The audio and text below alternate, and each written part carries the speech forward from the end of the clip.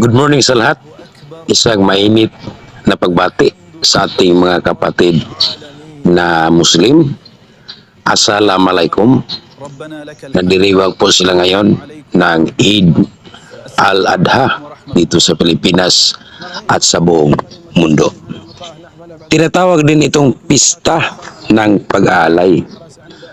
Ang kasaysayan nito ay nag-uugat sa dakilang katapatan ni Propeta Ibrahim. Handa siyang sumunod at ialay ang kanyang anak bilang tanda ng lubos na pananampalataya ni Allah o sa Diyos. Ngunit dahil sa kanyang tapat na pagsunod, pinalitan ito ng hayop. Kaya naman hanggang ngayon ay nag-aalay sila ng kambing, tupa o baka bilang pagunita. Ang karne nito ay hinahati at ipinamimigay sa pamilya, kaibigan at sa mga mahirap.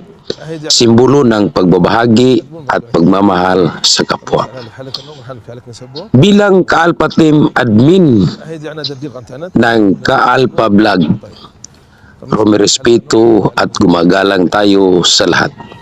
Ano man ang ating relihiyon o paniniwala, pagkakaisa lang po ang ating hangarin.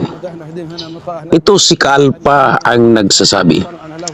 Maraming salamat po at mabuhay tayong lahat. Yun lang, maraming salamat. Alhamdulillahi Rabbil Alamin.